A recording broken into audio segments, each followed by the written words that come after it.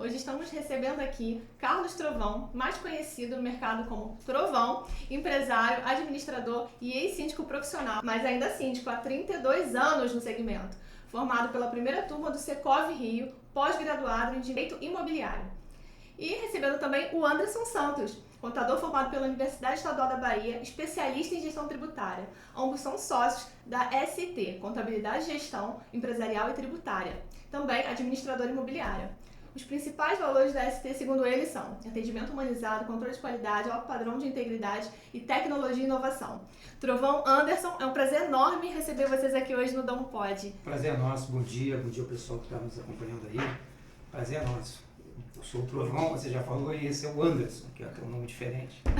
Um pouco bem diferente, né? Mas obrigado pelo convite aí do Dom Podcast e creio que hoje a gente vai poder bater um papo bom. Legal, é um papo super interessante porque é uma demanda constante, né, dos condomínios, né, a questão da gestão tributária, do que fazer em termos de contabilidade, direito condominial também, né, muita coisa que o síndico fica em dúvida, né, você também com a sua experiência de ex-síndico, ainda síndico, né, ex-síndico profissional e ainda síndico atuante, eu acredito que vocês vão agregar muito hoje para o nosso público, tá bom?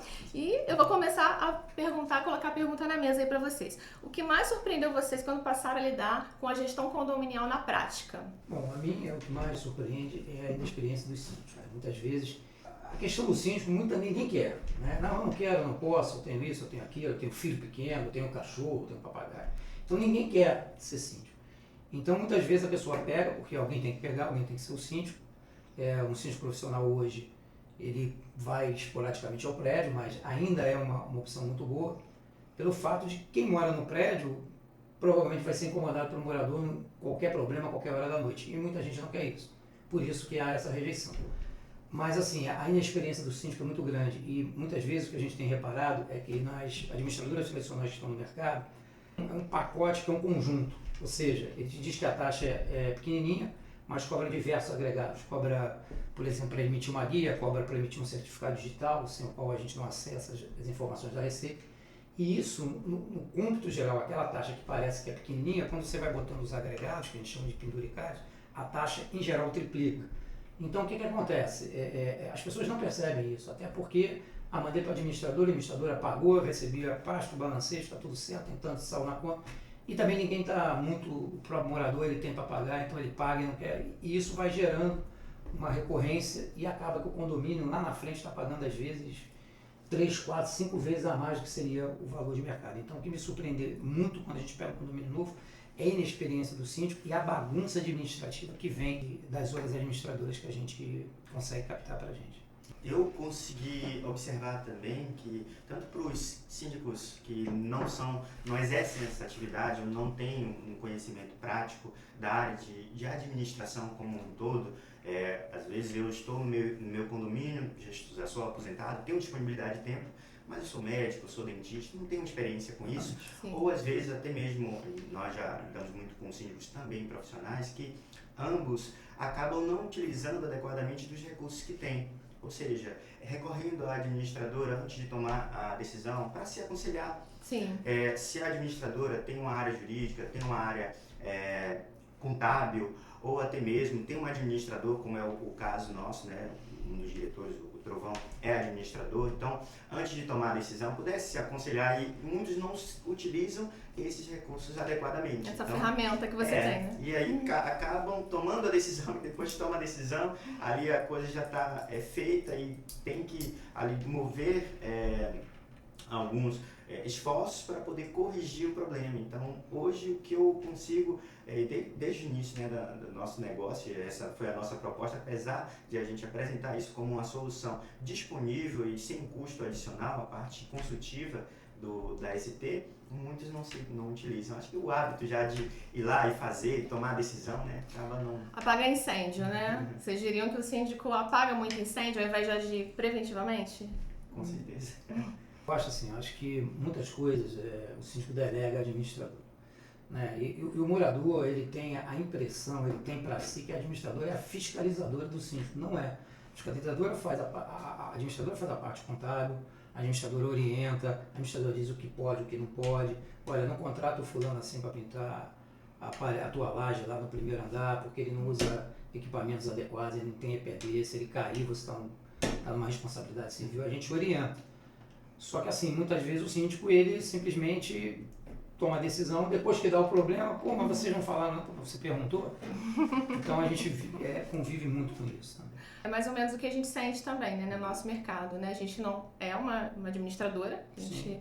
gerencia a obra, né? Vocês Sim. gerenciam administrativamente, a gente gerencia a obra. E a gente vê muito isso, né? O síndico que corre para apagar incêndio, mas ele não age preventivamente, né? Exatamente. O nosso negócio, assim como o de vocês, ele ajuda o síndico, óbvio, na hora da emergência também, né, síndico?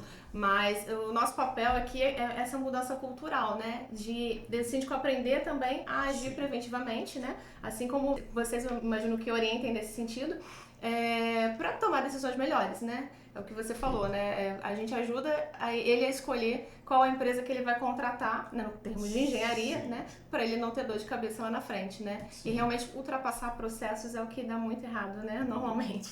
Foi interessante até você falar nisso, porque você vê, hoje, por exemplo, você contrata uma obra, né? Lá teve a reunião, 3 propostas, no mínimo e tal, escolheu a empresa X. E a empresa X, você vai pagar lá em parcelas, como foi, um exemplo, um retrofit de fachada. O cara tem que descer no andaime ou naquela cadeirinha fazendo o teste de percussão e botando aquele X que você vê aí, você passa na rua, vê o prédio cheio de X, né? Aquilo ali está comprometido. Mas quem garante que o cara, que é o funcionário que fez aquele teste de percussão ali, conseguiu identificar todas as áreas realmente que tem que ser mexidas? Então, se você não tiver alguém para fiscalizar essa obra, você corre o risco de fazer essa obra de retrofit, gastar uma grana, porque uma empena lateral para fazer isso, ou uma frente, um frontal, é caro, e a mão depois cai um pedaço lá em cima de um carro, que era Deus que não cai em cima de ninguém, e aí fica aquele negócio. Ah, mas foi do que foi feito? Não foi detectado? É um novo? Então, assim, quando você tem alguém fiscalizando a tua obra, tanto na entrada do material, um exemplo que eu dou bem nisso é o seguinte: você vai fazer um embolso de parede, e aí na proposta está lá, o traço é 3x1. Pô, o que é um traço? Né? O traço Quem fiscaliza isso, né? É a mistura de areia com cimento, então é 3 de areia por 1 de cimento.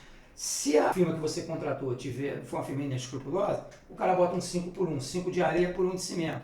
Então ele está economizando ali, vai fazer o reembolso, só que daqui a um tempo mínimo, né, em geral o tempo da garantia, aquele reembolso vai ceder. Então, se você não tiver alguém para fiscalizar todas essas etapas da obra que estão discriminadas no contrato inicial, você corre um risco de pagar por uma obra e daqui a um certo tempo curto ter que refazer. Exatamente, a gente entra justamente para ser esse fiscalizador. Assim como vocês entram para ser o fiscalizador de processos tributários, de rotinas, de modo gerais, né? E pela nossa experiência, a gente tem sido muito demandado com alguns síndicos solicitando revisão de termos contratuais.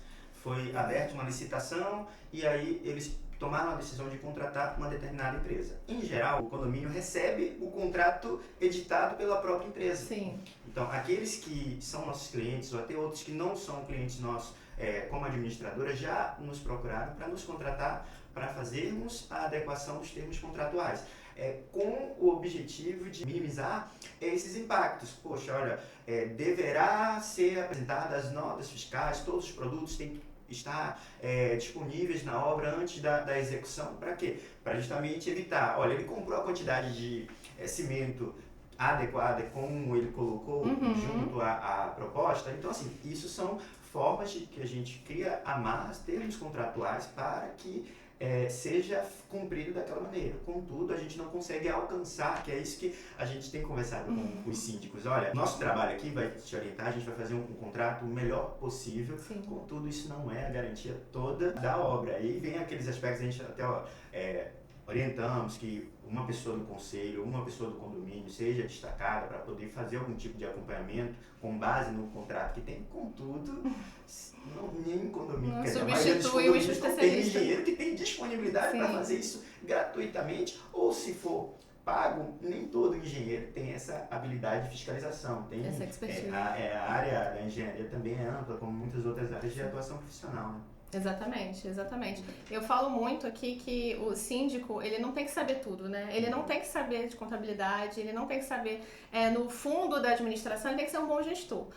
E também não precisa saber de obra, né? Ele não precisa ser engenheiro, enfim, né? E o engenheiro do condomínio, né? O morador, ele tem a empresa dele, ele tem o trabalho dele, ele não tem tempo disponível para ficar ali em função daquela obra que está acontecendo, né? E no momento que ele não está ali é quando acontece algum problema. Mas o síndico, como bom gestor, ele tem que saber que ele tem que ter parceiros que sejam especialistas em suas áreas. Essa é a importância que eu entendo do síndico gestor, do síndico comprometido, né? Ele não precisa saber tudo, ninguém precisa saber tudo, gente, pelo amor de Deus. Mas a gente precisa de bons parceiros confiáveis que você consiga trocar, pedir informação antes, né? Pedir uma consultoria para te ajudar. Acho que o Trovão pode até comentar melhor que eu sobre o impacto que tem tanto a questão financeira, mas acho que a opinião que eu peço dele é mais em relação ao quanto isso impacta na valorização do imóvel quando uma gestão condominial é feita de forma inadequada, ou seja, o condomínio aplicou ali um recurso alto para fazer um trabalho de retrofit, ou seja, algum outro com um valor elevado, esse trabalho não ficou bom, vai ter que fazer cota extra novamente. Então, as pessoas que nós temos lá, imobiliária também, né? E aí o Trovão comenta como isso pode ser negativo, né, Trovão, na valorização do imóvel, né? Veja bem, conforme você falou bem, né, o síndico não tem que saber tudo. Quem sabe tudo é Deus. Deus sabe todas as coisas. Mas assim, já é ruim você ter a obra em si. Por quê? Porque você tem um prédio e você tem um patrimônio ali, você resolve vender o seu apartamento. Aí o cara chega para comprar e fala, pô, mas tem uma obra no prédio, pô, peraí, isso é cota extra, como é que é isso? Já é ruim. Aí você faz uma obra, a gente usou o caso do retrofit, uma obra vai demorar ali, vamos dizer, de 3 a 6 meses. São 3 a 6 meses que, né, aí o negócio não ficou legal, ela tem que fazer de novo.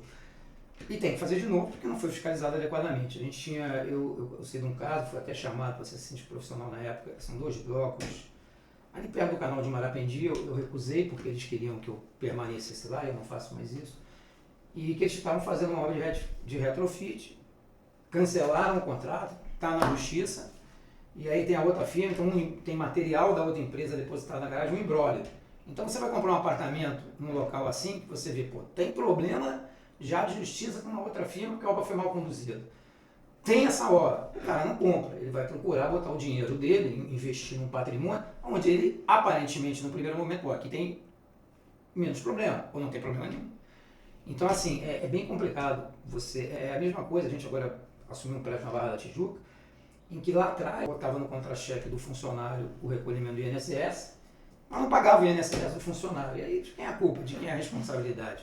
Né? Então, assim, você vê N coisas, N situações.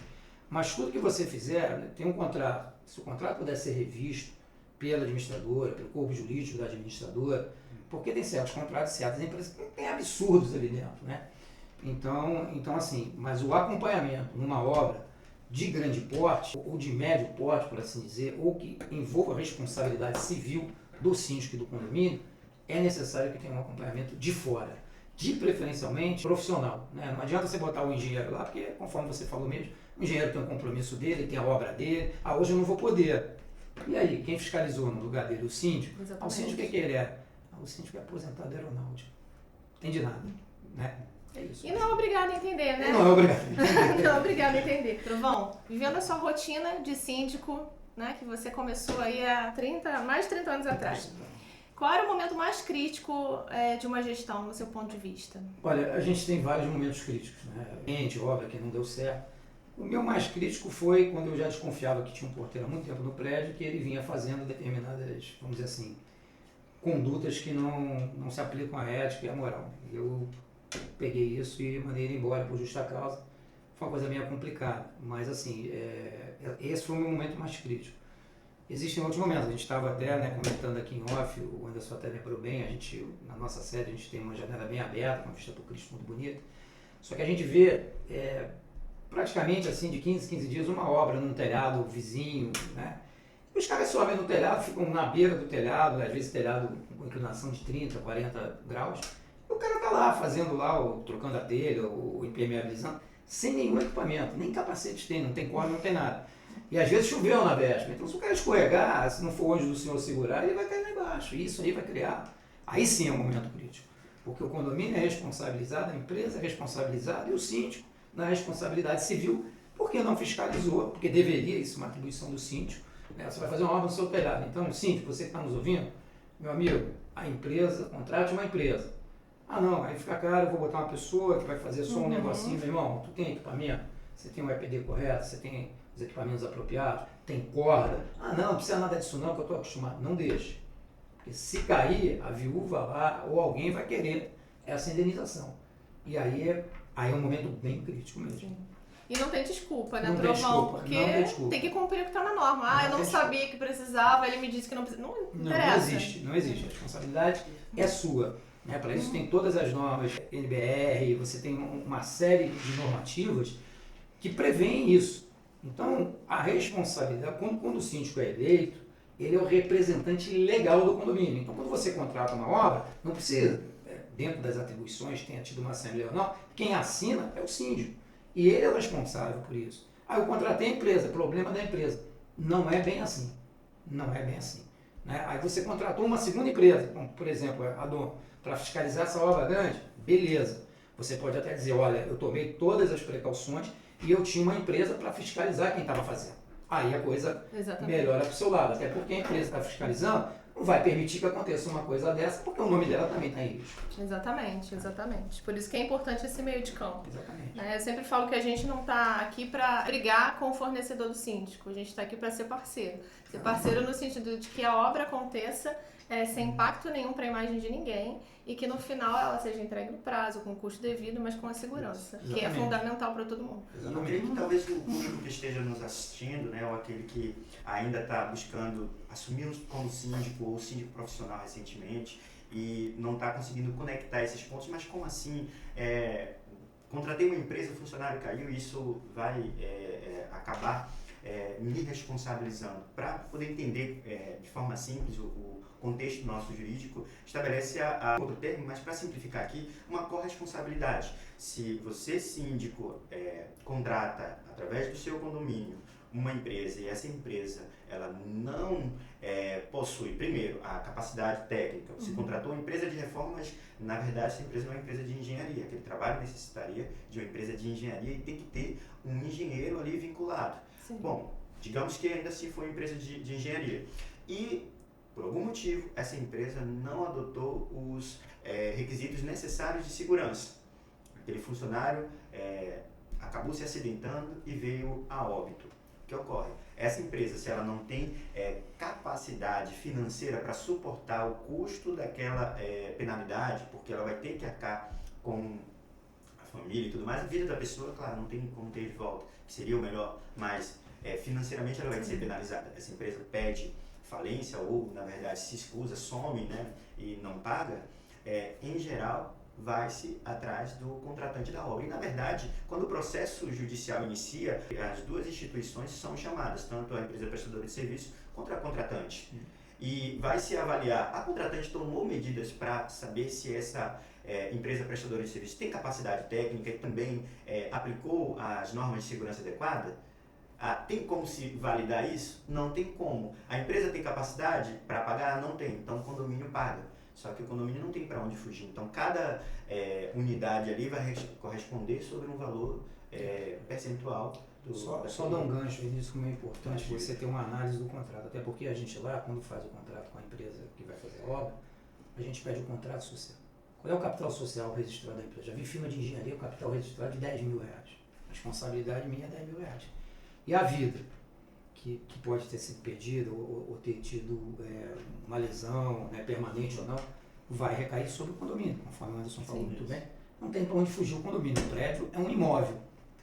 E um detalhe, né, às vezes é muito importante isso também. Mas eu comprei meu imóvel agora, essa obra foi lá atrás. Você, quando compra uma unidade, né, uma unidade autônoma, você se torna coproprietário do condomínio. Então a sua responsabilidade é de coproprietário. Não interessa se a obra foi agora, foi lá atrás. Você entrou, você recebe o ônus e o bônus. Acompanha o imóvel. Acompanha o imóvel. Então, tem que ter muito cuidado com isso também. Quando for comprar um imóvel, essa é a parte que a gente faz lá, que é um pouco mais a minha especialidade, por conta da formação em direito imobiliário, de saber como é que está o prédio, se existem ações, né? Porque é o que a gente estava falando aqui. Eu já vi obra, vamos usar de novo o retrofit, que foi retrofit mesmo, de uma empena lateral, que é a parte lateral do prédio, e tinha um terreno baldio. E aí o cara saiu quebrando, jogando pedra lá embaixo. Eu cheguei na obra, parei a obra. Falei, cadê o para-lixo? O para-lixo é aquele negócio que a gente bota, porque quando cai a pedra, ele cai naquele... como se fosse uma calha gigante, vamos dizer assim, né? Mas não precisa, que é um terreno baldio, só tem uma casinha lá nos fundos. Não, para a obra e vai botar o para-lixo. O senhor é muito chato. Bom, obrigado. Por quê? Porque entra uma pessoa ali distraída, vai lá na casinha fazer não sei o quê, no telefone celular, cai uma pedra na cabeça. Olha o problema que é. Sem dúvida. É isso. E assim, para acrescentar também, ora, mas o condomínio tomou precaução e faz o seguinte, contratou uma empresa com orçamento menor, mas tomou providência para contratar um seguro de responsabilidade civil ali envolvido.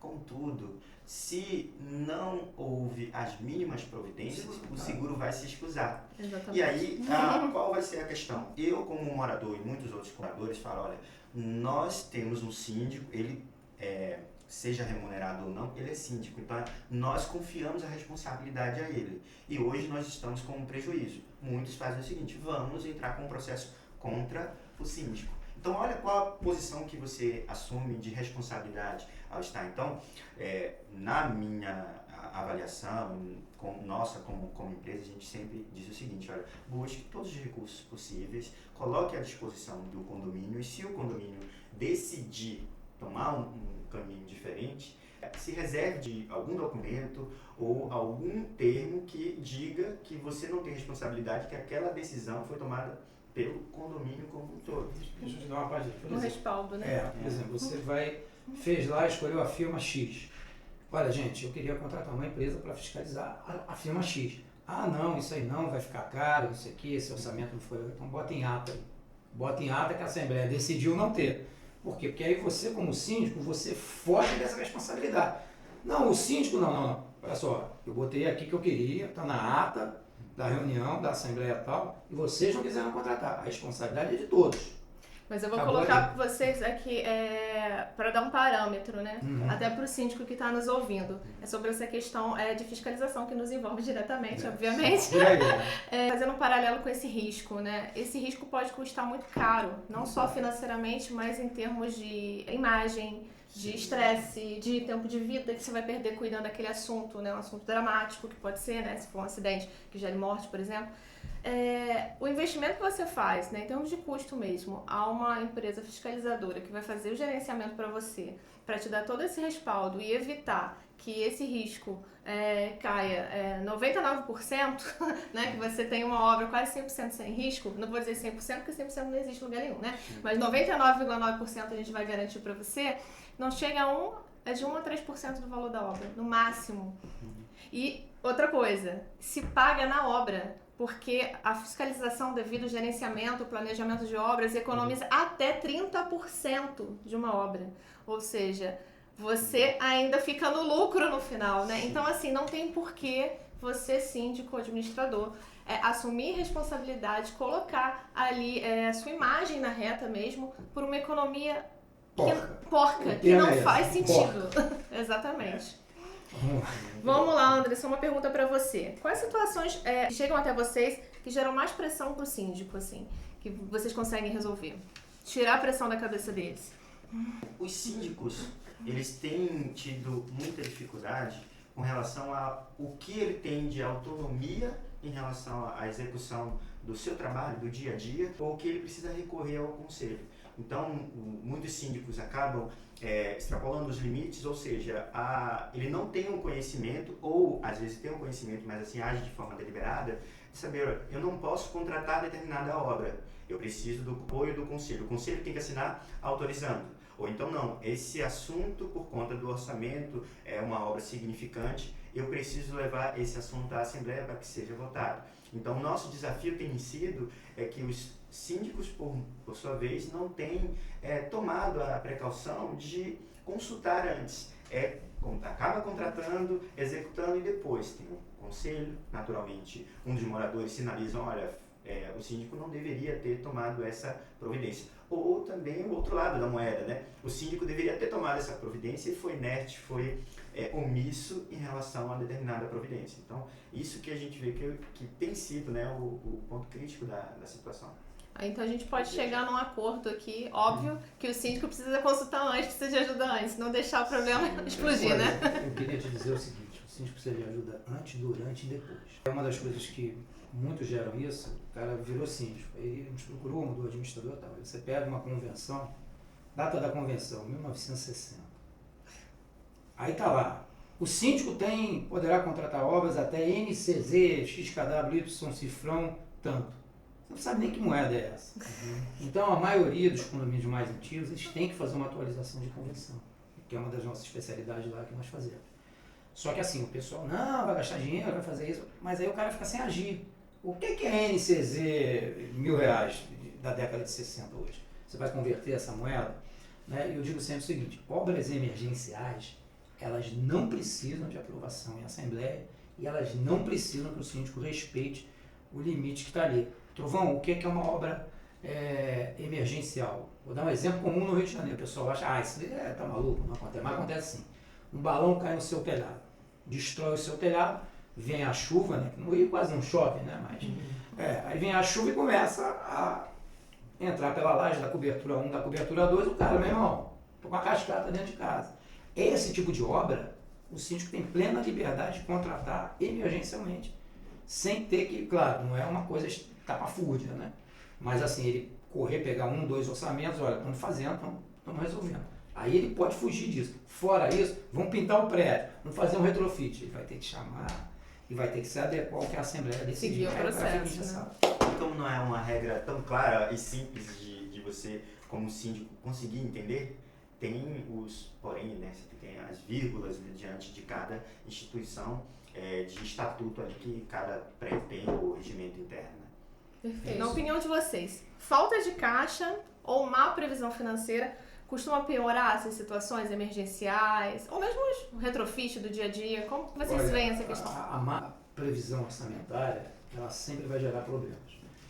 Vou dar um exemplo. A administradora aqui, ST, mandou para a gente a previsão para o ano de 2026, dizendo que o condomínio tem que subir de 500 para 580. Um absurdo, vai subir quase 20% a mais. Por quê? Porque a gente sabe que as tarifas de luz, o sindicato que faz a convenção coletiva dos empregados sempre aumentam acima da inflação. Então a gente dá uma previsão. O pessoal, não, vamos fazer então 530.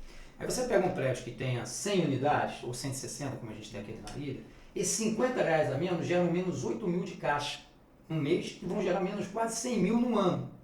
E aí você tem uma obra de emergência, sai da onde? Porque você já está trabalhando, o síndico está todo engessado. Cota extra. Aí você vem com o problema, a cota aí, não, isso é um absurdo, má gestão do síndico. Então, eu digo sempre isso, o condomínio tem que trabalhar com folga de caixa. O ideal é você ter uma folga de caixa mensal em torno de 20% a 30% do que são as suas despesas ordinárias. Então, se o condomínio tem 20 mil para gastar por mês de funcionário, luz, água, pequenas obras, que sempre vai ter um pequeno reparo, tal, uma pintura que tem que fazer, tal, uma bomba que enguiça. Se você tem isso, o ideal é que você tenha uma arrecadação de pelo menos 24 a 25 mil. Porque, mas aí vai sobrar dinheiro. Não tem problema, aplica o dinheiro no fim do ano. Que bom, né? Ou, pô, a gente está sobrando. Sabe aquela churrasqueira que a gente queria fazer lá no salão de festa? Tem dinheiro para fazer agora sem que ninguém bote a mão. Então, a gente sempre recomenda isso. Mas, olha, confesso que é difícil. Porque o pessoal tem dinheiro para tudo, né? Assim, as pessoas acham que condomínio é jogar dinheiro fora. Eu pago condomínio, mas pô, não tem nada no meu condomínio. Né? Mas você já comprou sabendo, você não, né, não disse para você, olha, eu apago aqui, o condomínio tem piscina, sauna, você chega lá e não tem nada. Não é assim. Então, se você não tiver uma reserva de caixa forte, não é aquela reserva, a gente tem 2 mil guardando, não dá para nada. Se você não tiver uma reserva de caixa forte, seja ela na administradora, ou seja ela numa aplicação, cara, na hora que acontecer um problema desse, aí você vai ter uma cota de 500 e pouco, que você reduziu, mas a cota extra vai ser 1.000 e pouco durante tantos meses. Sim. É complicado, esse é o principal, né? do meu ponto de vista, o principal é isso. Vamos lá, Trovão. Como síndico, o que foi mais difícil para você nesses momentos de emergência, que você teve que lidar com cota extra, teve que lidar com expectativa dos condôminos? O que foi mais difícil? Como você agiu que as pessoas podem te imitar aí para ter sucesso? Olha, eu sempre digo o seguinte, a coisa mais difícil num momento desse é você convencer as pessoas que aquilo ali que você está propondo é extremamente necessário. Por quê? Porque no caso aqui que a gente falou do telhado, o cara que mora lá no 101, pô, mas eu não vou no telhado. Mas, cara, você é coproprietário, né? Se tivesse batido alguma coisa que afetasse você, né? O exemplo melhor disso é o seguinte, olha, temos que reformar o elevador está parado. Aí o cara mora no 101, para mim não faz diferença, eu subo um lance de escada. Mas o cara que mora lá no 10º andar. Então, assim, é convencer as pessoas de que condomínio, infelizmente, você está numa comunidade. Você é um coproprietário dessa comunidade e você tem que participar dela financeiramente. Eu não quero isso para mim. Compra uma casa. Porque a casa, se você não consertar o seu telhado, quem vai dormir na chuva é você. Se você não quiser pintar a sua casa, ela vai ficar com muro de mais cedo. Se você quiser pintar a sua casa de roxo também, você não tem que dar satisfação a ninguém. Não, roxo é feio. Então, se você não quer isso, compra uma casa. Exatamente, né? Tem que criar a cultura também do condômino, Exatamente, né? exatamente. Anderson, quando contabilidade, gestão e apoio técnico andam juntos, o risco diminui? É uma pergunta clássica aí que sim, com certeza diminui. Só que a questão está envolvida o que é gestão, o que é uma boa gestão, né? Bom, primeiro tem que ter capacidade técnica. E a gente já conversou aqui desde o início que o síndico não precisa compreender de tudo. Mas como ele pode se municiar disso? Através de parceiros, recorrendo. A gente também comentou no início, né? Tem que agir de forma preventiva. Você não precisa, depois de tomar a decisão, ter que ficar correndo para apagar incêndio ou remediar. Então, uma boa gestão, eu creio que para não ficar só num conceito aí, teórico, a ideia é um princípio é você agir de forma preventiva e você recorrer a parceiros ou até mesmo pessoas envolvidas, porque o conselho, por sua vez, pode ser também um bom dispositivo para você se aconselhar. Que essa é a ideia, por mais que seja um conselho fiscal, mas ainda assim pode. Ou foi usado o exemplo aqui também, se você tem uma situação que é crítica e que você não sabe se o seu limite é permitido ou não de tomar aquela decisão, chama a assembleia, convoca, põe os condôminos também para participar da decisão. Então, já por sua vez a administradora, a contabilidade, como ela pode fazer? Primeiro, você tem que avaliar se a administradora que está caminhando com você, ela realmente te assessora. O Trovão tem vários exemplos aí de situações que ele conhece por experiência, como foi desenhada a estrutura interna do administrador e que a equipe não tem capacidade de atender adequadamente. Então, o cara, você liga para pedir alguma orientação ou ter que tomar alguma decisão, a resposta vem depois, mas de forma muito limitada, não tem essa troca, né, de você poder desenvolver ali a sua questão e a pessoa realmente aplicar, olhar para o seu caso de fato, concreto, e poder dizer, não, realmente é esse caminho aqui que você tem que tocar. Um exemplo, mais uma vez, qual o impacto que essa obra que eu preciso fazer, ela não é emergencial, mas ela é necessária, qual o impacto que isso vai ter no fluxo financeiro? Olha, nós temos que olhar para o fluxo de caixa do condomínio e avaliar, não, olha, você não pode tomá-la agora, mas deixa passar, por exemplo, tivemos esse período agora aí de dezembro, janeiro, o pessoal está endividado por conta de muitas despesas que se concentram no início do ano. Então, olha, vamos jogar essa assembleia para o pessoal tomar a decisão de contratação dessa obra, março, abril, né? Ajudar nessa tomada de decisão, né?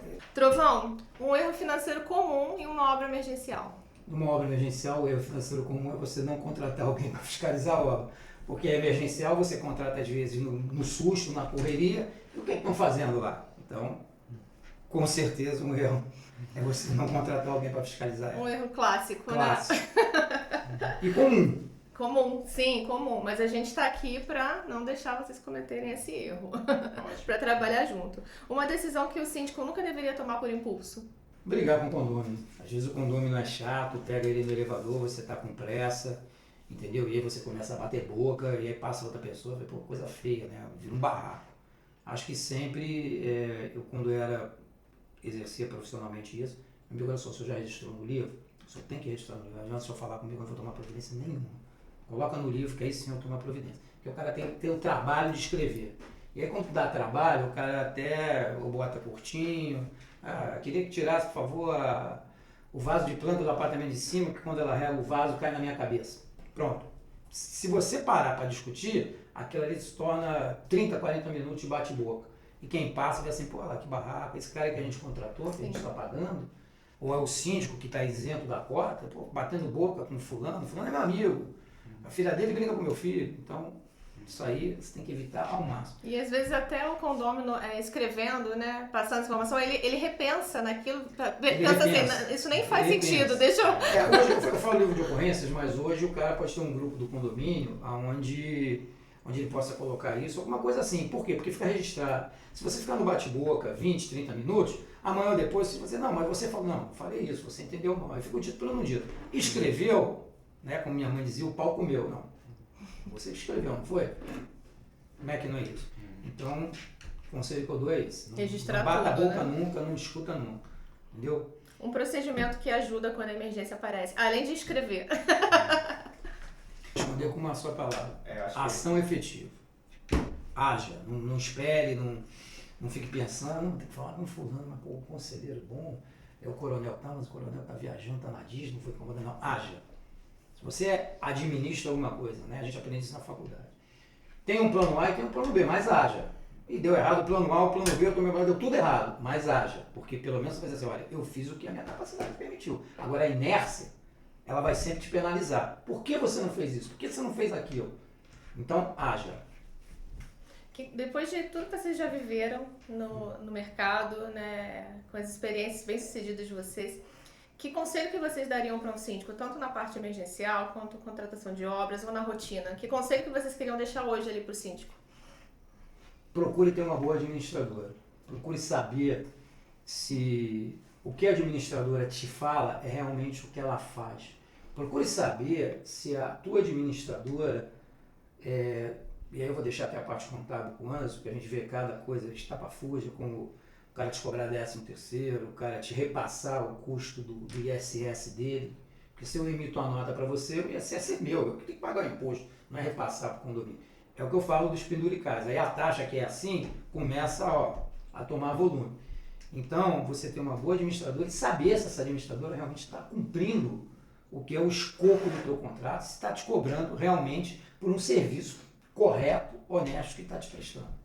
Isso, e já para quem não é síndico profissional, porque eu parto do pressuposto que o síndico profissional participou de um curso de uma formação, mas aquele que é síndico de forma eventual, porque não tinha outra pessoa e não tem condições de contratar, que busque se esmerar em estudar, conhecer sobre quais são as responsabilidades de um síndico e conhecer também como é o dia a dia do condomínio em relação aos seus parceiros, como o Trovão bem levantou. Vai à administradora, toma um café, conhece como é a estrutura, conhece um pouco mais o histórico da própria administradora, mas também o que ela tem de informação do condomínio, né? Então, a questão é poder buscar se capacitar cada vez mais. Perfeito. Se o pessoal agora que está vendo a gente quiser entrar em contato com a ST Contabilidade, como que eles fazem? Bom, sendo por WhatsApp, né, o nosso telefone é o 2116 4507 ou 2116 1459, são os telefones principais da empresa. Esse número também você consegue falar conosco por WhatsApp ou também no nosso Instagram, ST Gestão Empresarial, consegue nos achar lá. Maravilha. E vou deixar o endereço, porque o pessoal que é mais antigo prefere o endereço, no meu caso. A gente está na rua Doc Lobo, 210, no Centro Empresarial Doc Business, em frente ao Clube Vida da FIA, nas salas 806, 807, 809 e 816.